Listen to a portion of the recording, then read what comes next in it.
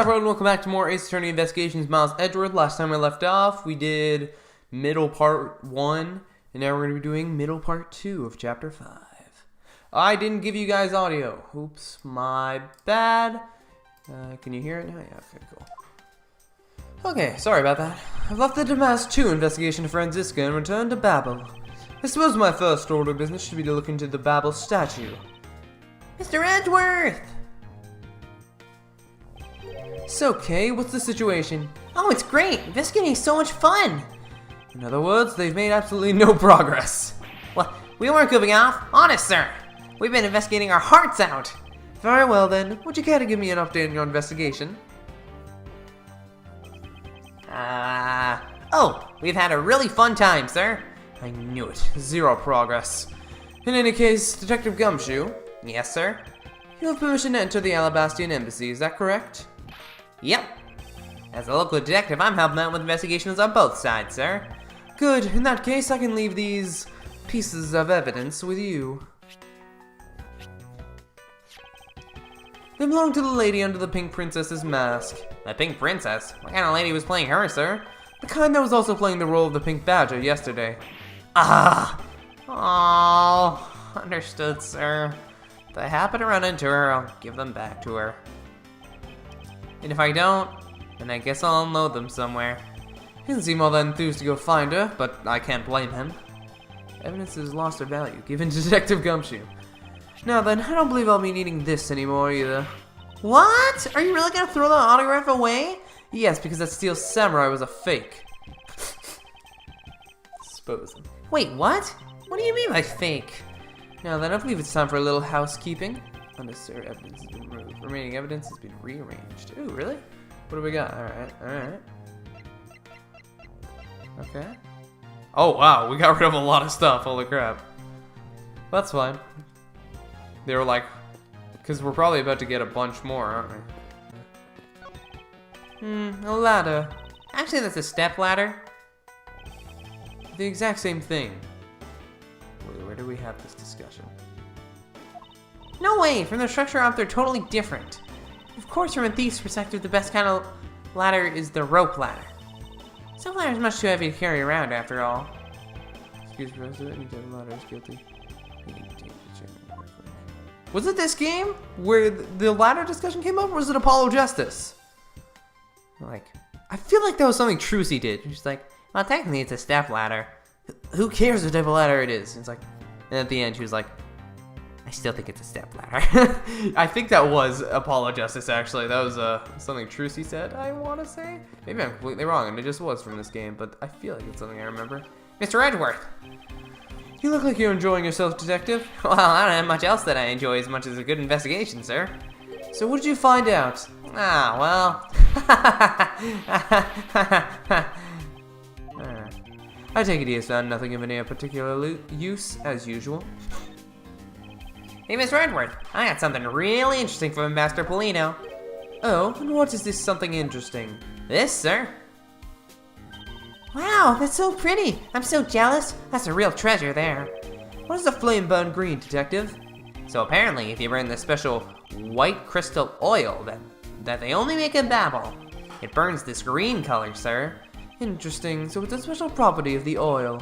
I suppose this is a ploy to force people to visit Babel should the oil run out. Hey, Gummy, what about these silhouettes? They stuck some cutouts on the outside of the lantern so to project the images. Oh, silhouettes, huh? They are rather pretty, aren't they? Wait, what am I doing? I was supposed to be asking for an update on the investigation. Hey, what's wrong, sir? There's something I want you to investigate for me. Do you think you can do that much? Uh-huh. You got it, sir. Hey, that's not fair. Why is Gummy getting to do all the fun stuff? Ah, well, that's because I'm Mr. Edgeworth's partner. I can't believe you took advantage of the confusion and stole my role as assistant. I expect the two of you to get along and work together like professionals on this. Alright, silhouette lantern, okay. Let's talk to you. Ah, so you're back now, are you, Mr. Edgeworth? Oh, you must be tired. Here, with these you can eat whatever you'd like. And these are discount tickets for our cafeteria. They open tomorrow at 10 in the morning. I appreciate the concern, however, these coupons do nothing for me right now. This open-air stage, what function does it serve exactly? Well, normally we'd use it for a variety of events. It's all to attract that extra bit of attention to Babel. I heard that tonight, over in the Alabastian Rose Garden, Ambassador Alba was to give a speech. And you know what? Manny told me that I really should give a speech too. Mr. Koken told you that? Yes, he did. Which is why I thought I should give a speech of my own. But unfortunately, I wasn't able to. Because of the fire the Yatagarasu started. Exactly.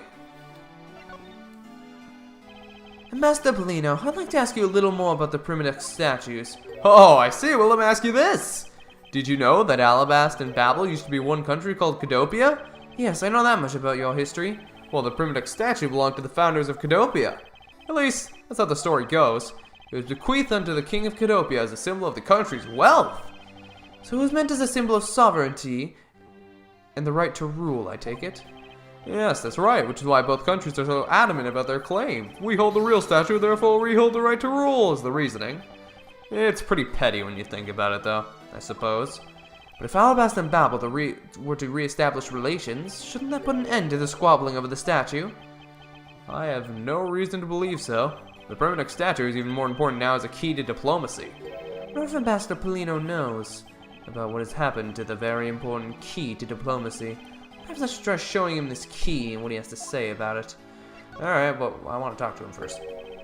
Ambassador Polino, there's just one thing I'd like to ask you about. Yes? Oh, and don't worry, you can ask me more than just one thing. How about 2 or 3?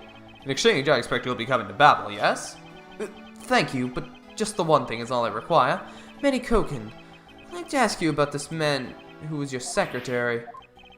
Sure, I'll tell you what I know. Thank you for your cooperation, Ambassador. He was, well, if I had to put it in one word, he was an able man. If there was ever anything I needed as an ambassador, he was able to get it for me. To think that a man like that had a hand in a smuggling ring right under my nose, going completely unnoticed. Actually, I suppose because he was an able man, I was unable to detect his dirty dealings. Sounds like Mr. Koken had a very sharp mind. Recently, Manny had been really busy. Since I became the Babelese representative at the Country Unification Council, he's been working tirelessly to cover my work for me. I'm sorry, but what is this Country Unification Council? Oh, well, you see, had tonight's events proceeded without a hitch, our two countries were to reunify and become one again. But I guess with how things turned out, that dream won't be realized anytime soon. I suppose not.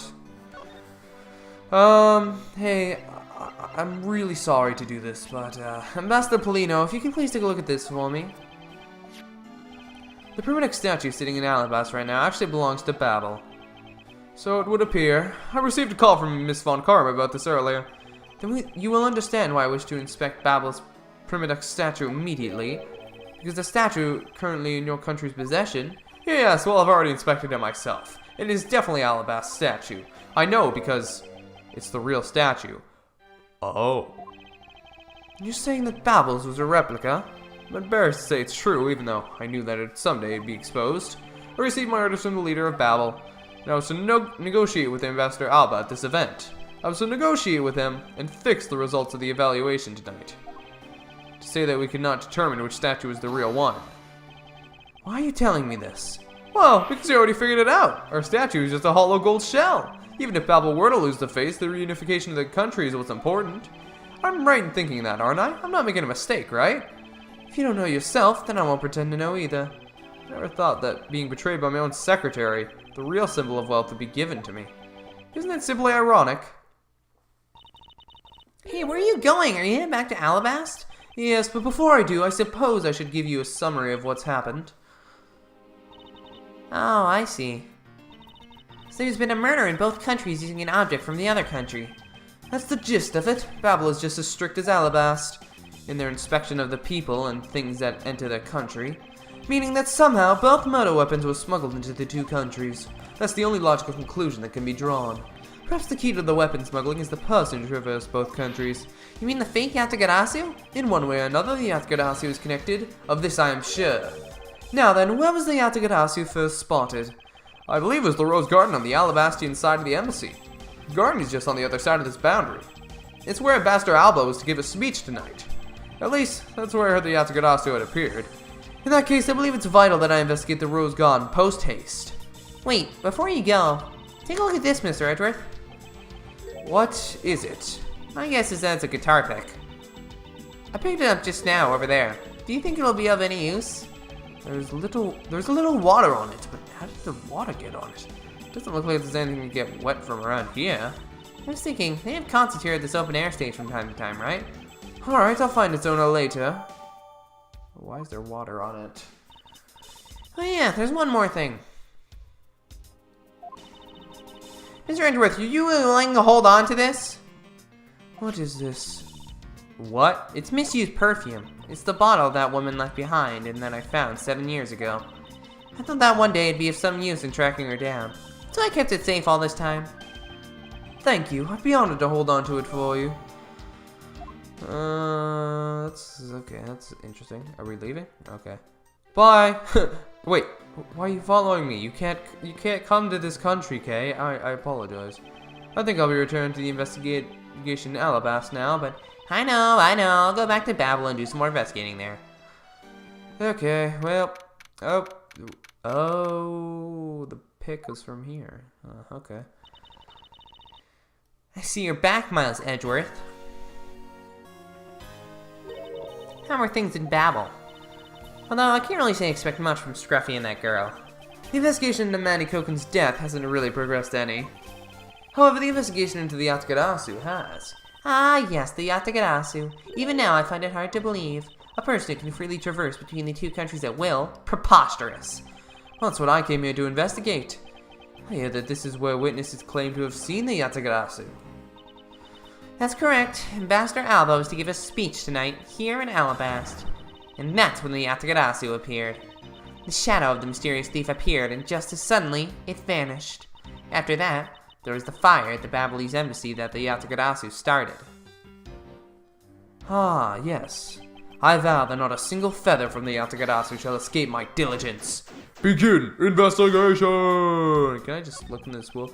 There are roses scattered on the surface of the water, creating a pleasant fragrance. It's not just for aesthetics. The pool's water is also used to be in putting out fires. I see. Oh. The pool stopped filling itself up automatically. Fountain springs are set to stay open until the pool's water reaches a certain level. This water is used to put out fires. I suppose it must be refilled to its normal level, which suggests that this pool was recently used somehow in this embassy. I guess I'll take some notes about it just in case. Okay. What the?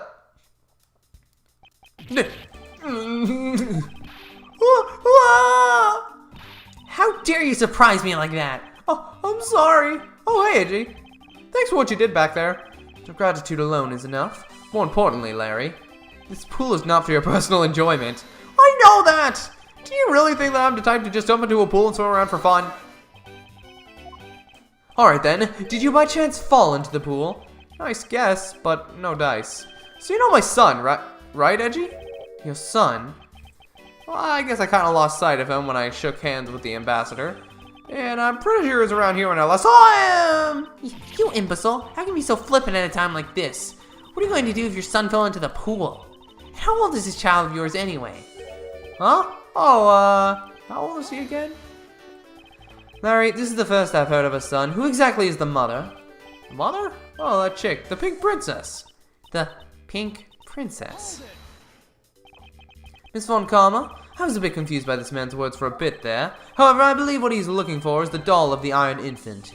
Yup, because I'm the Steel Samurai through and through. Heart and soul! And the Iron Infant is my cute little son. You have given a whole new meaning to the phrase, an astounding fool. Larry, we have not seen hide nor hair of the Iron Infant, but rest assured that if we find him, we'll let you know. Now get him out. Now get out of there. Sounds good. In that case, I'll go search over there. Hey, wait! Well, it's not as if he'll get very far swimming around in that pool. And though he's unrelated to the murders, he sure knows how to cause a lot of trouble. What's going on, Lang? Anything new? We finished checking out all the bystanders? Yes, sir! And we found 14 counts of pickpocketing, 16 counts of illegal parking, and 1 person ran a light, sir! Don't tell me you didn't find anything out related to the case. Sir, not a single thing, sir!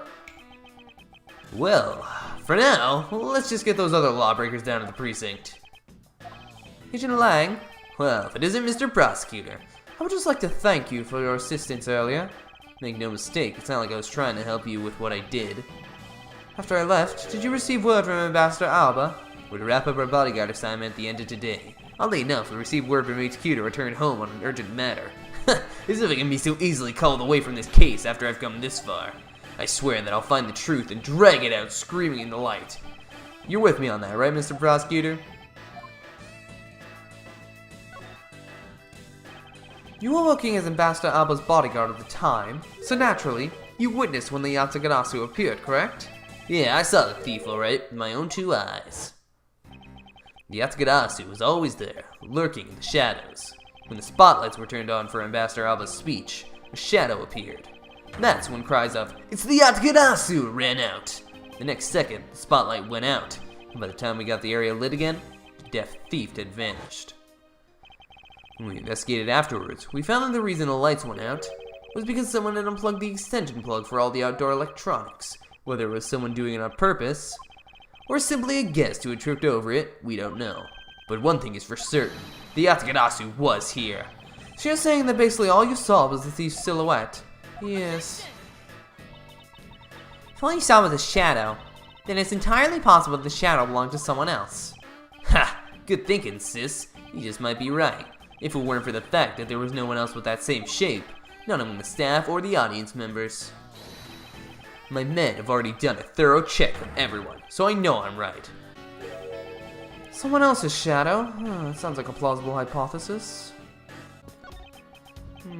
A statue of a woman. I wonder if the lady is pouring water. It says it's a statue of the queen who spoke of love to King Primadux.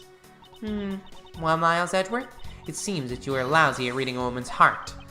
I opened my mouth about a statue and she somehow made the leap to that.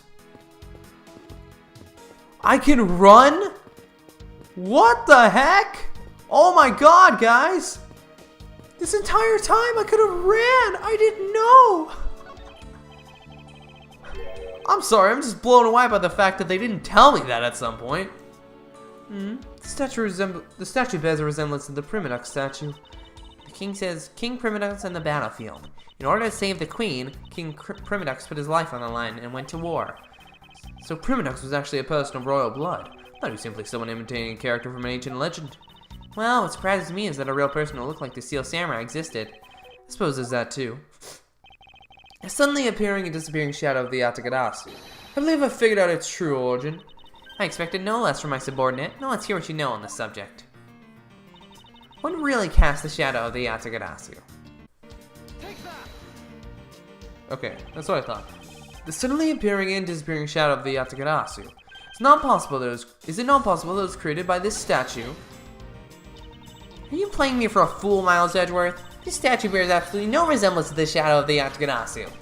You are correct. However, the statue is but one part of the whole picture. What do you mean by only one part? What is the other part? The real form of the Yatagarasu's shadow. What? Oh, okay. It's another statue? The Yatagarasu's shadow is made from the shadows of these 2 statues. Made? What do you mean by that? Right now, the spotlights are all over the place.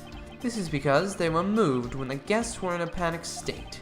However, if we were to restore the lights to where they were when the thief appeared, you believe that the 2 shadows create the Yatagarasu shadow? Precisely. Now then, what does I reveal the true form of the Yatagarasu? First, if we set up a spotlight to cast a shadow of King Primadux in the battlefield, the shadow of the king's statue would appear on the backdrop of the stage. Likewise, if we set a light up on the queen who spoke of love to King Primadux, her silhouette will also appear on the backdrop of the stage. Aha! So if we were to combine these 2 shadows, it looks nothing like the Yatagarasu shadow. Miles Edgeworth, how do you explain this grotesque shape? Calm down, Franziska. The way the light needs to be shown on the queen's statue is wrong. What do you mean by that? I believe that the whole of the king's shadow needs to be used for this to work. However, in the case of the queen, I don't believe her whole shadow is needed. Rather, the person who created the shadow only used one part of a shadow. Only one part? Yes, and it's that part alone that's enough to fill in the rest of the Yatagarasu's shadow. Why didn't you say that in the beginning? You're right.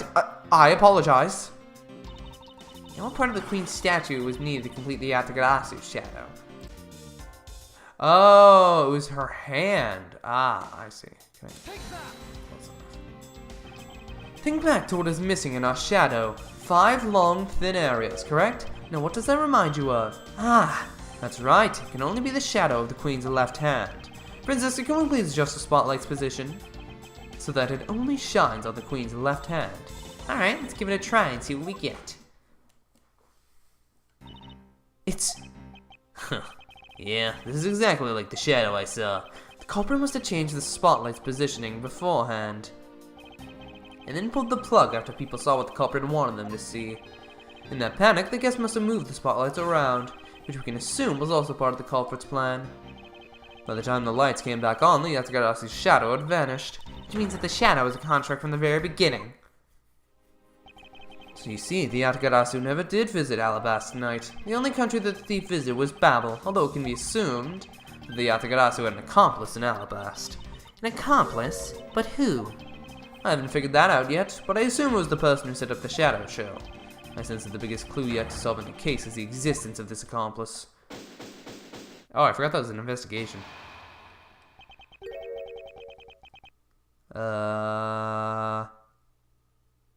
How's the investigation going? Oh, how's the investigation? I probably should have realized that. Detective Bad, have you come to join us in investigating the Yatagarasu?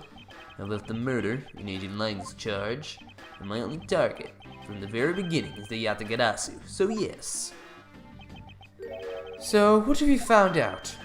I got a piece of evidence. May I see it? Sure, but you might regret it. We're here because we are ready to face whatever may come. So if you please... When people heard the commotion, bystanders started gathering, and one woman claimed, "I'm telling you, I'm a genuine international journalist." She gave me an interesting picture. Oh God, Lana, why? A journalist? Does she have red puffy hair? And is really annoying, and Zach hates her. I wish she would stop appearing in these games. Well, actually, she's a freelance cameraman. This is the photo I got from her. What in the world? The Yatagarasu is flying through the air. Times, they are changing. It's not just man, but evidence. Even they lie to us now. When was this photo taken? Apparently, right after the fires on the 4th and 5th floors were put out. When the fires. It was taken from a nearby building that you can see the embassy from. I see, so this was taken after the fire. What the heck is going on? The blur in this picture took off the Babalese embassy, flew over the boundary, and headed for the embassy of Alabasta. This is simply not possible. People are incapable of flight. Is that a fact? I've had the pleasure of dealing with a case involving a flying person once. You did? When? What? Franziska has. Actually, come to think of it, I've come across a case like that as well. 2, actually. 2? Oh! I'm being dumb. The last case of Trials and Tribulations, of course, yeah. And then the very big circus. Maybe it happens more often than we think. Up to the task of solving the mystery behind this photograph. Well, the Yatagarasu took off from the Babalese embassy, so I should start from there. Franziska, I need to return to the Babel investigation for a bit. Alright. Goodbye. I'll continue investigating on this side of the building. Alright, I'm counting on you. Welcome back, Mr. Edgeworth. Now come on, let's get back to our investigation. Yes, let's. I can run, Kay. Did you know that? Yeah. Everybody can run, Mr. Edgeworth. No, I didn't want to go that way. Why are the controls in this so weird? Look, I'm just very excited that I can run, okay? I didn't know that was a feature in this game. Wish they would have told me. To think, after all that running around, we're right back where we started. It would appear that way. Hi, Mr. Edgeworth. Have you found Manny's killer yet? I'm terribly sorry, Ambassador Polino, but I have yet to find his killer. I guess this murder really was the work of the Yatagarasu. Let's get one thing straight. It was the work of the fake Yatagarasu. The real Yatagarasu is a noble vigilante who is only out to steal the truth. Miss Faraday, please don't make such a sad face. If there's anything I can do for you, all you have to do is ask, alright? Mr. Polino. Actually, there is one thing you can do. If you allow us to take another look around. We didn't have enough time to conduct a thorough investigation earlier. Oh, sure. Please feel free to investigate to your heart's content. Also, there are a few questions I'd like to ask you personally, Ambassador. If it will bring a smile back to Miss Faraday's face, then I'll gladly answer anything. Thank you, Mr. Polino. You're a total gentleman. You don't have to waste such nice words on me, little miss. Hey, Sir Polino. Those two sure got chummy awfully quickly. You know, it's easy to say we're going to investigate, but where should we begin? We should probably stop by comparing the state of this room before and after the fire. And then we should look into the matter of the suspicious person you spotted. Yeah, when I came into this room, that person was already gone. But I'm willing to bet that that person I was chasing is Mr. Koken's killer. We don't know that yet, however, it's hard to believe that person is unrelated. Furthermore, because the key the Yatagarasu stole 7 years ago is found here, it signals that perhaps Miss Yu is also involved somehow. I knew it! That woman is almost definitely Mr. Koken's killer. Yet again, we don't know that. There are too many mysteries to be solved in this case. Speaking of the Yatagarasu and mysteries, I received the most mysterious photo from Detective Bad. Uncle Bad? He's taking part in the investigation too? Yes, he's been chasing after the Yatagarasu for all these years. Uncle Bad. Now then, I was told that this photo was taken just after the fire. What? This kind of looks like the person in the lawn coat I was chasing. Does this mean that I was chasing the fake Yatagarasu after all? I don't know the answer to your question, but I don't think people can fly either. But this could be how that person escaped. Well, we'll need to investigate a bit more before we can say anything about that. In any case, let's not dawdle anymore and pick up our investigation where we left off. Let's start at the beginning and just ask him about this room. Now then, Ambassador, I'd like to ask about your movements before the fire broke out. Before the fire? Which fire are you talking about? Which one? There was more than one tonight? Huh? Oh, I see. Guess you didn't hear about it. We had 2 fires here at the Babley's Embassy tonight. What a bother all that was. Wait, but the only fire we know about is the one after the Jam and Ninja show. Ah, well, the first occurred at the start of the Jam and Ninja show. Luckily, only the 4th and 5th floors of our embassy caught on fire. Wow, that's a bit of a tongue twister. I never even realized. That wanted to cause a panic among the theater goers, and we decided to keep it internal. And the fire after the Jam and Ninja show was the second one. And the fire after the Jam and Ninja show was the second one last night. Exactly.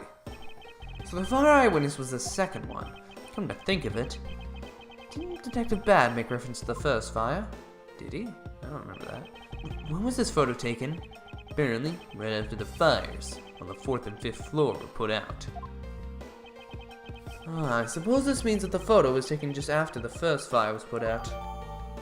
Okay. So then, what was the extent of the damage in the second fire? Second fire was contained to this floor, the 3rd floor. I think it was leftover embers from the fire on the floor above it that caused it. That's, how should I put this, a very bad stroke of luck. My office on the 5th floor, Manny's office here, and Manny himself, all gone in the blink of an eye. Okay. That's definitely interesting. I feel sorry for you, Mr. Polino. Oh, look at me going on and on. Now then, what was it you wanted to ask again? We were discussing what your actions and whereabouts were today. And if you happen to know what Mr. Koken's actions and whereabouts were as well. Yes, very well. Let's see, I've been quite busy all day from morning until now. When I woke up and I brushed my teeth, after that I roll for breakfast. Fascinating. How about if you just skip to the relevant parts for me? Oh, you like a condensed version? Alright, I can do that for you. So, what did Mr. Koken and you do this morning? Well, originally we were supposed to meet and shake hands with the Jam and Ninja, but Manny and I wanted to turn into a photo op, so we're here tidying up his office. You helped clean Mr. Koken's office. Why were you not cleaning your own? Oh, I think I forgot to mention this, but my office is currently undergoing renovations. Okay. Which is why both the Primitive statue and the Babley's knife are set down here. I see. Oh, but the tidying didn't take much, really. We just burned some files we no longer need and expired coupons in the fireplace. I bet cleaning up the fireplace must have been a real pain, though, huh? How about that? I kind of forgot to clean the ashes out. I guess I'm up a creek without Manny here to get angry at me. An ambassador like yourself has been on the receiving end of a secretary's anger. Oh, he was very good at being very mad. Why, even just this morning he got mad at me. I spilled some Babley's ink under the back wall when I was burning the files, you see? and he got mad at me, saying that I should treat the ink with more respect. Apparently, I'll just go up the chain of command around here. Alright.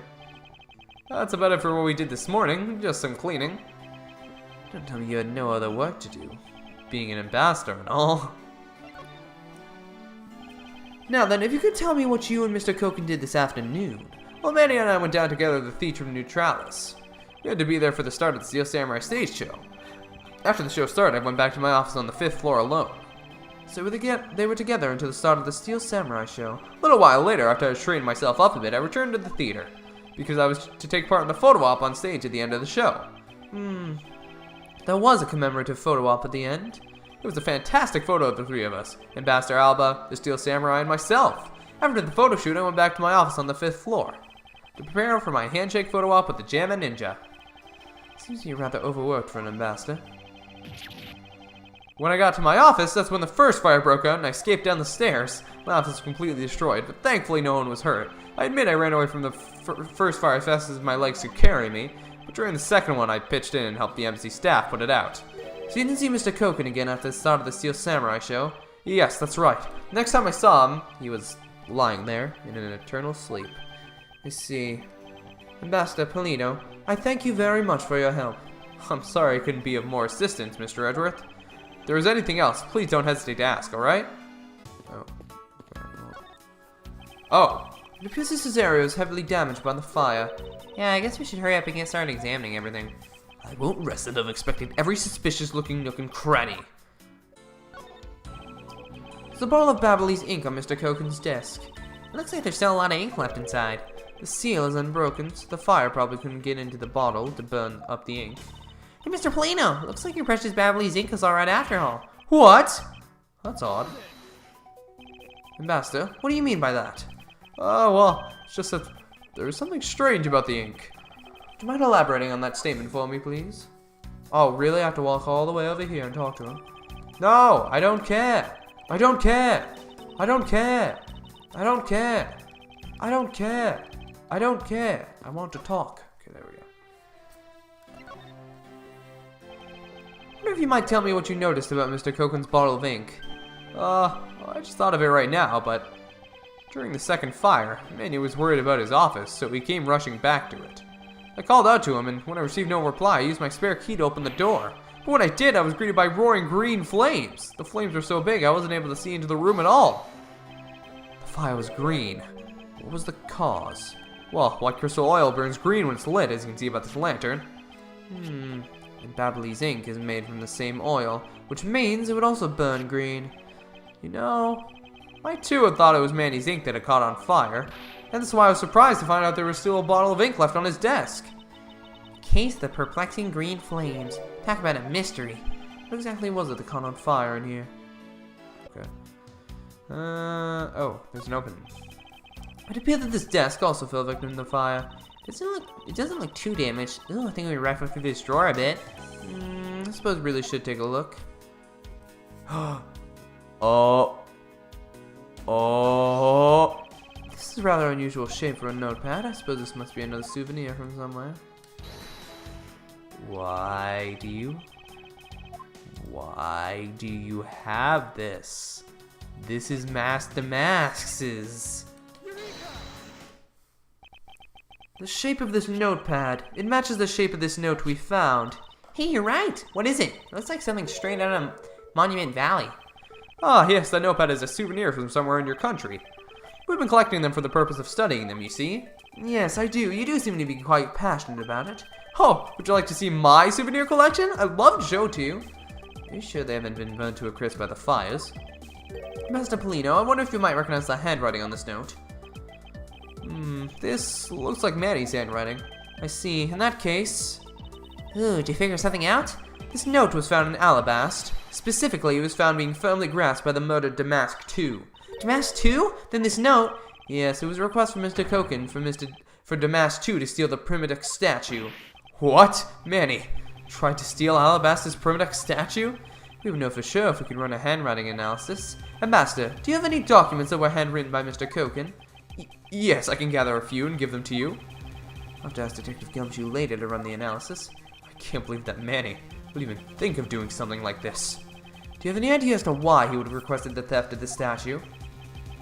There is one possibility, but mind you, it's just my personal speculation. Anything you can tell me would be of great help, Ambassador.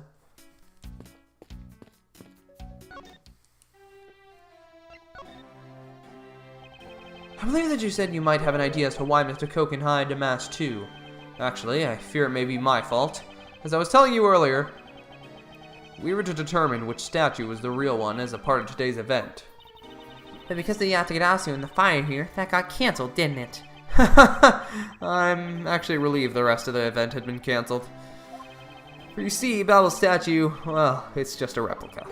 Did Mr. Koken know that about Babel's primitive statue? Of course they knew. That's why he was the only person I could consult with. We'd have to do something once our statue was revealed as a replica.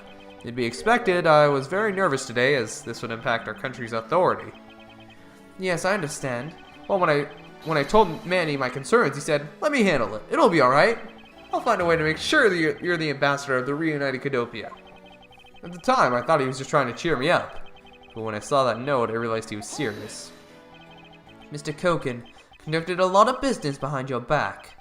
I assume he did all that to ensure that you are the next Cadopian ambassador.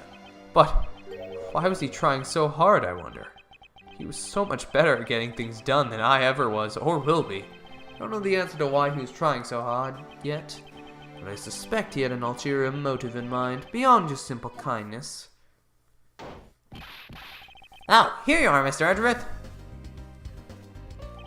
Detective Gumshoe, have you collected the information that I requested? Yep, got it all right here, sir. Here you go, Kay. Feel free to take a look. It's for you after all. What is all this, Gummy? It's all the information on this room that I got from the embassy and the Interpol people. Now we know exactly how this room was before and after the fire. Good work, Detective. Aw, it was nothing, sir. I'm an expert at getting people to talk. Wow, you do remind me so much of my father and Uncle Bad. What do you mean? As prosecutor and detective, your dynamic is just like theirs back in the day. Well, don't you worry. I'm gonna find my own wonderful partner someday. And when I do, I'm gonna become a good Yatagarasu, just like my father, right? Please don't ask me questions to which I have no answers to, Kay. However, I can say that it is truly a wonderful thing to find a partner you can trust. You bet. So what now, Mr. Edgeworth? Well, I'd like to ask you a favor. Yes? That gadget. Mr. Thief, is it? That thing you call your secret weapon. Oh, you mean the little thief? You're coming to rely on it, aren't you? I don't need a crutch like that. I'm only asking because I need it for the investigation. From the information Detective Gumshoe gathered and the ambassador's testimony, I'd like you to please recreate this room as it was during the third floor fire. You got it. Alright, here we go. Dark skies of evening, when no other bird dares take wing, one alone remains all-seeing. Now, witness the true power of a real modern-day Robin Hood! Whee! It seems there are other things besides what the ambassador mentions that have changed. It's possible that we might have found the escape route the person Kay saw used as well. Ooh, what is this? Is this some sort of light show I was not told about? This is the power of a true vigilante. It's recreating the room with the info I put in. Really? That's certainly one interesting device you have there, Miss Faraday. I believe it's about time we return to our investigation. These must have been the large green flames Ambassador Polino saw. Flames like these, it's no wonder he couldn't get in. Okay, by the time you came into this room, had the fire already been put out? Yeah, the fire died out or something by that time. And this fire here only burned for the time the fire had started on the third floor, till the Yatagarasu appeared and caused a stir and babble, I suppose. I guess Mr. Polino was just lucky enough to run into this fire as it was burning, huh? Yes, you could put it that way, and since you were the first to discover the body, we can assume that no one else entered the room until that time. No one other than the person you were chasing, of course. Knew it. That person, the person I saw was definitely up to no good. I mean, that person could even be Mr. Koken's killer. That is very likely to be the case. After all, that person came into this room before you. They must have chosen this room precisely because they knew no one else would be in here. Okay, then maybe the green fire was where it was to prevent anyone from coming in. But then, what did the person set on fire to make the green flames? Well, whatever it is that person burned, it may be a rather sizable fire. Since fire's green, well, we've seen something that burns green, right? It's a bit tinnier than these flames, but you get what I mean. Yes, and I do believe that what you are thinking is exactly why these flames are green. Which fire-related piece of evidence burns the same color as these green flames? The torch, you fools! This silhouette lantern, its green flames come from the wick crystal oil it's burning. Yeah, that's the fire I was thinking of too. I love the green it gives off. I think we now established that the green flames are caused by wick crystal oil. Furthermore, we know that there is only one other thing made from wick crystal oil. Oh, you mean that thing Mr. Polino was mistaken about, right? Yes, precisely, as we found out earlier in our investigation. What? I don't get it. Can you fill me in, sir? Fine, I suppose. I'll explain it in a way that even you can understand. This is a thing made from wick crystal oil that... I don't even want to show it. Bubbly zinc is made from wick crystal oil. Oh, so it should burn the same color as the flames in a lantern, right? Yes, precisely. However, the green flames in this room are not from a bottle of Babbly's ink. Because we found the ink Mr. Koken used on his desk, right? Yes, however, we know that Mr. Koken was smuggling the ink in massive quantities. Now, what do you suppose he made using all that ink? I believe what he made with that ink is the answer to what gave birth to the green flames. Oh yeah, I'm beginning to really feel the energy coming from you, Mr. Edgeworth. It would appear that I finally found it, the smuggling ring's real goal. Made of Babbly's ink, this is the source of the green flames.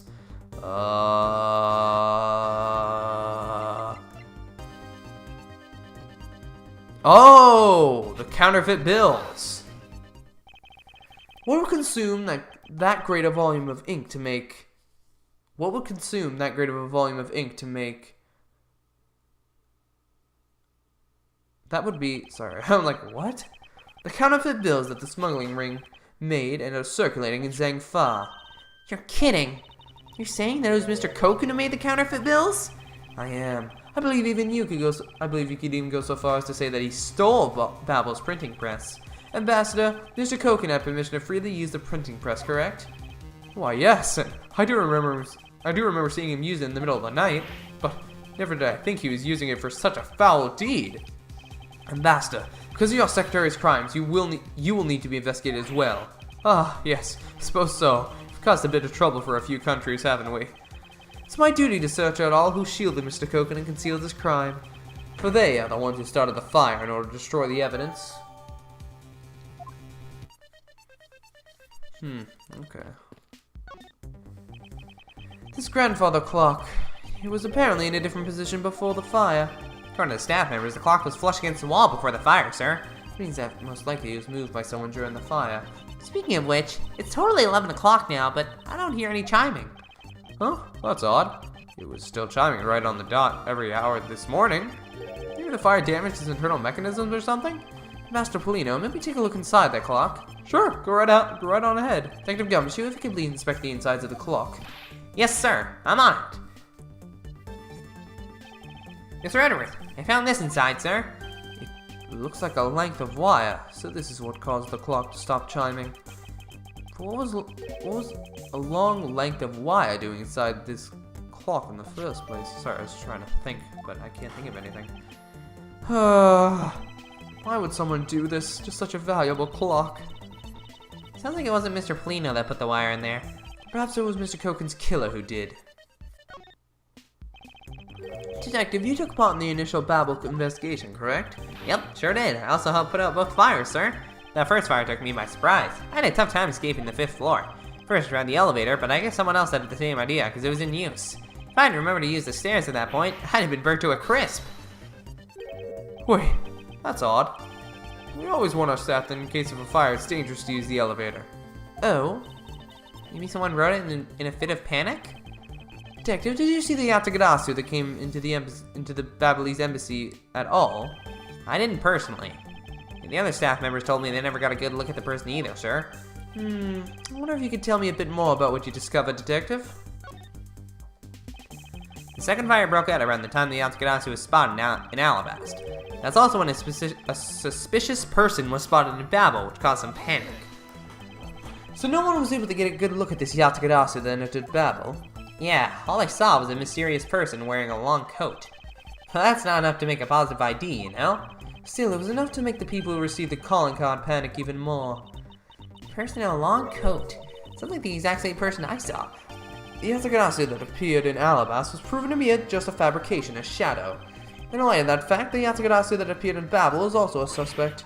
You can't be serious. Not when we're this close to capturing the fake.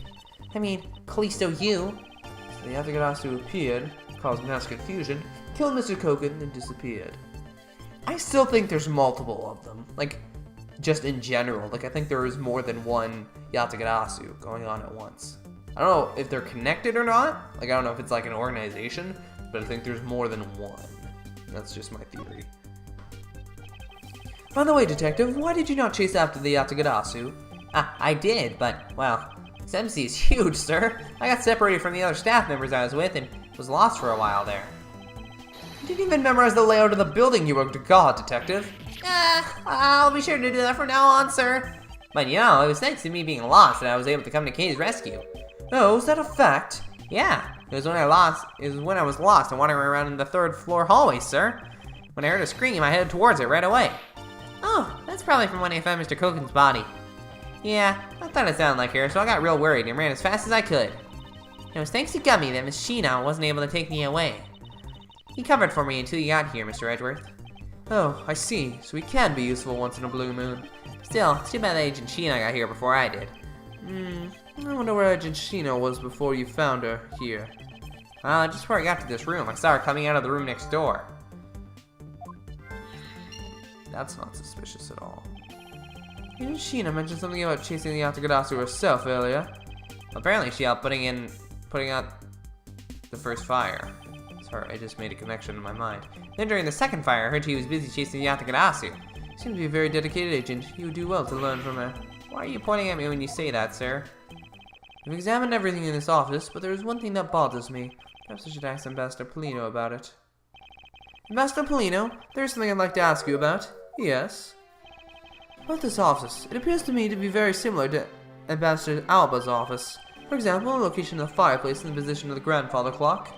Oh, that's right, you've also paid a visit to the Albastian side of the embassy. Our 2 embassies actually used to be 1. Yes, I know, even the pamphlet mentioned that.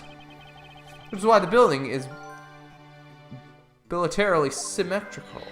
So it is the same. She came in from the fireplace. So no matter which room, the location of the fireplace and the like are exactly the same. Even where the yard is located is the same, as my room is currently under renovation. We worked hard to make Mandy's room look like the ambassador's office. You mean for your handshake photo op with the Jammin' Ninja? Yes, that's right. I mean, what's a photo like that worth if it's not taken in the ambassador's office, right? And another odd expression of Babel's obsessively competitive spirit with Alabast, I take it. Thank you, Ambassador. That piece of information is all I need to connect the dots. Connect what dots? Well, anyway, I'm glad to be able to some help. Okay, so now we have a lot of info that we can connect. So, okay, here's what we can do. Connect to fireplaces. It would be like, okay. So, okay. Whoosh. The Alabastian and Babelese sides of the buildings are symmetrical to each other. As we know that to be a fact, then this room's fireplace may also hide a secret passageway. Secret passageway? In Alabasta fireplace, they're known to have a revolving back wall. A revolving wall? Sounds like something out of a ninja house. Wow, there's a trick like that built in the fireplace, sir? What? This embassy holds that kind of secret? Seems to be a lot about this room that you don't know about, Ambassador. I guess it's time to pay the bill for letting Mandy do so much work for me. Please, I really want to know about the real Mandy and what you know about this room. What are you waiting for, Mr. Edgeworth? Let's get to the bottom of this. Agreed, and my first thought is it's likely the killer used the revolving fireplace.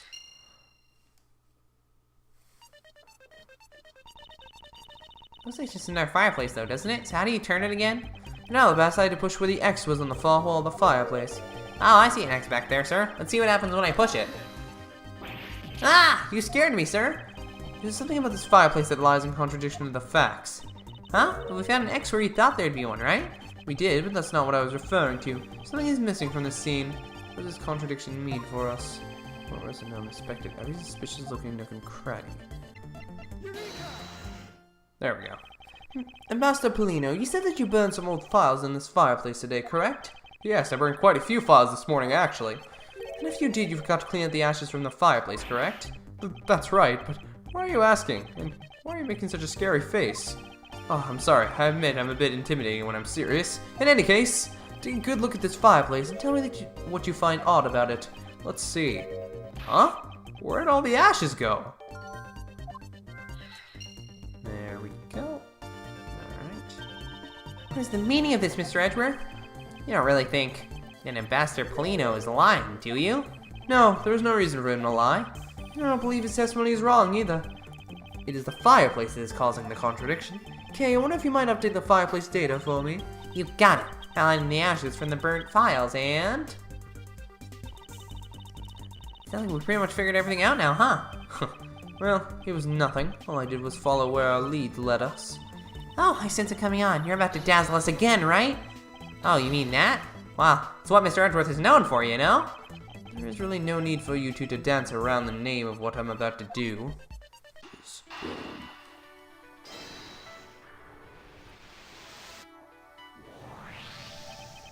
The reason as to why the ashes are missing is simple.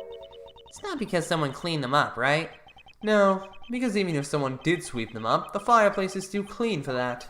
Master Polino said that he spilled some Babbly's ink while he was burning the files. And yet, there's not a trace of the spilled ink on the back wall anywhere. Well then, I don't know what happened. Well, I'll tell you what happened. The two sides were switched. By using the revolving fireplace wall, the ashes were moved into the neighboring room, which means that this is a clear indication that the fireplace was used. Ah. You mean the person I was chasing disappeared from this room through there? Yes, I believe the person you were in pursuit of is Mr. Koken's killer, and after committing the murder, escaped through the fireplace. Boom. Wow, Mr. Edgeworth, you figured out the killer's escape route. I have, but this is only the beginning. Now we have to chase the killer down.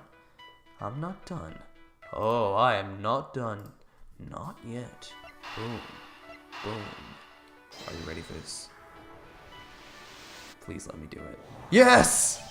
If the killer used the fireplace in this room to escape into the next, then it's only logical for us to talk with the person who is in the neighboring room. Well, the person that was in the next room was... Oh! It was that person, sir. Yes, Detective. Agent Sheena. Investigation complete. Nice. It's looking more and more like Miss Sheena is the killer, isn't it? Let's not jump to conclusions yet. We need to go through what we know so far. She came running straight into this room for the next one, and instantly accused you. Furthermore, she claimed that it could only have been you that killed Mr. Koken. I don't have any proof yet, however I know she is hiding something from us. Okay then, why don't we go ask Miss Sheena herself? No, not yet. There's something that needs to be done first. Detective Gumshoe? Sir, is it my turn to do something, Mr. Edgeworth? Yes, I have a two-part special assignment for you. First, I need you to run a handwriting analysis on Damask 2's note. Okay, I'll get the lab boys on that right away. Second, I want you to see if you can fit through the revolving fireplace wall. Right now, sir? No, next decade. Of course now! We need to test our hypothesis first, don't we? Come on, Gummy, you can do it! Alright, I'm gonna do this like a real man. Here I go, through the fireplace and back. You shouldn't need to psych yourself up that much for such a simple task, Detective. Wow, the wall inside the fireplace really did turn. That's so neat. Now I want to try going through there too. There really is a secret passageway through there. I had no idea. But it appears that the ash really was pushed to the other side of the room. Furthermore, the Babbly's ink you spilled, Ambassador, is there on the back wall. Okay, here I go, sir. Detective, I'd like you to go through there under the same conditions as the killer. Huh? But there's all that ash and stuff. And your point is? Now we're short on time, so could you please hurry on through? Oh, yes, sir. Okay, so now we pretty much have the whole picture, right? No, not yet. There remains a few more mysteries to solve. Such as the Yatagadasu's whereabouts, the other smuggling ring members, the two weapons that made it across the border, the key Miss Yu stole 7 years ago. In fact, we haven't figured out a thing regarding how Miss Yu is related to these embassies. Mr. Edgeworth. A number of pieces connect in a very complicated way in this case. It's almost enough to make one completely mentally exhausted. What are you saying, Mr. Edgeworth? I thought you were the one who said that it's easy if you follow the leads. Was that supposed to be an impression of me, Kay? If it's info gathering you need, Gummy and I can help with that. Then all you'd have to do is show off your fancy schmancy logical deductions. Show off? Does it seem like I'm being boastful when I do that? Let's not overcomplicate matters, okay, Mr. Edgeworth? We've been so focused, like a laser, on only what seems strange and out of place. It's no wonder nothing's clicked and we haven't unlocked anything yet. But if we think things through calmly, the answer should come to us. Okay. That's the sort of thing I say to myself. And I'm practicing how to unlock padlocks, you know? That is something that I hope practice doesn't make perfect, for your sake. Yay, looks like you're back to your straight-laced self again. Hey, Mr. Edgeworth, I'm back, sir. Yes, I can see that. Good work, detective. Ugh, looks like you used that fireplace as a door, sir. Are you alright, Gummy? I'm okay. Just a bit of ash and dust, that's all. Jacket has gone quite filthy. I see the hem has practically turned black. Yeah, well, quite a bit of the unburned ink got on it, sir. I see. Thank you, detective. You did a fine job. I'll even pay the cleaning bill for the trench coat. What? Oh, no, sir, I could never. This is just my old coat, sir. If it was a coat I actually cared about, then I'd get it cleaned, but, you know. I see. Very well then, as you wish. It's because Gummy was able to climb through the fireplace, we know it can be used, right? Yes, but that's not all we learned. We actually learned one other important fact. And that is... We'll have to explain to you later. Right now, we need to deal with the handwriting analysis. Detective Gumshoe? Yes, sir. I'll be back before you know it. The handwriting analysis on Mr. Kokut's handwriting will take a bit of time. Let us go and wait in the Theatrum Neutralis, along with Agent Lang and Agent Sheena. But don't bring it up. To be continued. Wow, these episodes are getting really long, so I'm not going to be able to, do two-parters of these anymore, because they're so long. They're not super long, but, if you doubled up on them, it would be, 2 hours long, so I'm not going to be doing that. Anyways, guys, I'm going to wrap up today's episode here for now. Thank you guys so much for watching. If you have enjoyed, please leave a like, comment, subscribe, all that fun stuff. Stick around to see more of this awesome game. We're going to be playing it till the end, obviously. No, I'm just going to play up to this part, and then I'm going to stop playing the game. Fun fact, I actually did that with an anime, Review Starlight. I watched every single episode, and I have yet to watch the final episode. But, yeah. Anyways, thank you guys so much for watching, and I will see you all tomorrow. Peace out!